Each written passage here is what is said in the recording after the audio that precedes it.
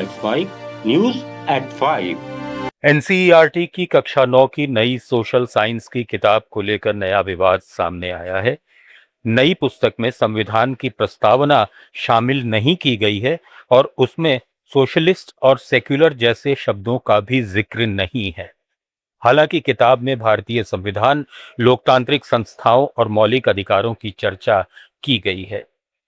1975 की इमरजेंसी पर एक अलग अध्याय जोड़ा गया है, जिसमें इसे भारतीय लोकतंत्र के सामने आई सबसे बड़ी चुनौतियों में एक बताया गया है। पुस्तक में लोकनायक जयप्रकाश नारायण के आंदोलन, इंदिरा गांधी सरकार के खिलाफ बढ़ते जन असंतोष, प्रेस सेंसरशिप, मौलिक अधिकारों के निलंबन और राजनीतिक नेताओं की गिरफ्तारी का भी जिक्र किया गया है। किताब के अनुसार 1977 के चुनाव में जनता के फैसले ने भारतीय लोकतंत्र की मजबूती को साबित किया। कांग्रेस महासचिव प्रियंका गांधी ने कहा कि वो राजनीतिक विचारधारा या राजनीतिक फैसलों के आधार पर पाठ्यक्रम में बदलाव के पक्ष में नहीं है। शिक्षा का उद्देश्य छात्रों को संतुलित और तथ्यात्मक जानकारी देना होना चाहिए।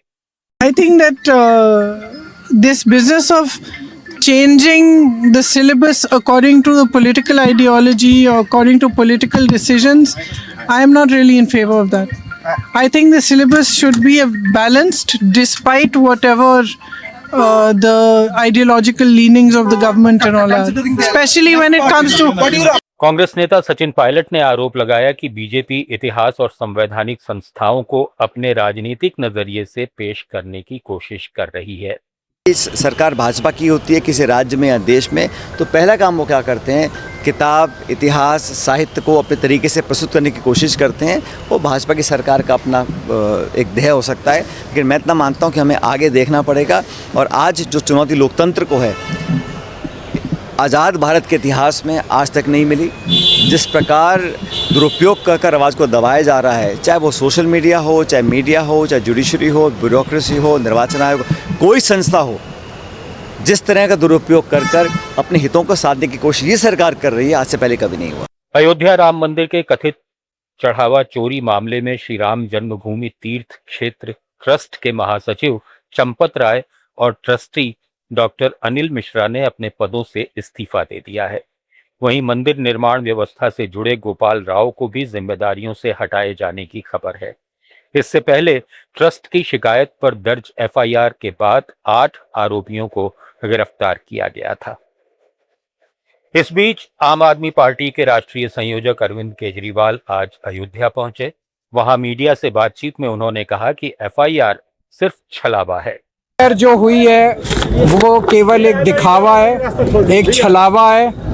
8 छोटे छोटे कर्मचारियों को गिरफ्तार किया गया है। इतने दिनों से जो घोटाला चल रहा था, जाहिर तौर पे इतने दिनों से घोटाला कोई छोटे छोटे कर्मचारी नहीं कर रहे थे। इसके तार बहुत ऊपर तक जुड़े हुए हैं। बड़े लोगों को बचाने की कोशिश की जा रही है, छोटे लोगों के सर पे ठीकरा फोड़ा जा रहा है। कांग्रेस नेता राजीव शुक्ला ने आरोप लगाया कि भगवान राम के नाम पर जुटाए गए चढ़ावे में कथित गड़बड़ियां हुई और इसकी जवाबदेही तय होनी चाहिए। बीजेपी आरएसएस ने लोगों की आस्था को धोखा दिया है। चुनाव में नारा था कि जो राम को लाए हैं उन्हें आप सत्ता में लाइए। तो अब जिन्होंने राम को लूटा है उनकी क्या सजा है?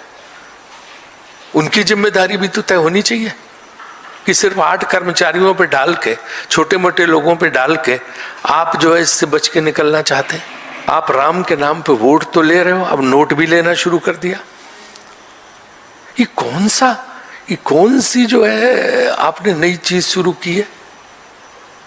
लोगों के विश्वास से धोखा, लोगों की आस्था से धोखा, लोगों की भक्ति से धोखा। भगवान राम से जो लोगों की अगाध आस्था है उस पे ये चोट है, उन लोगों के साथ ये धोखा है।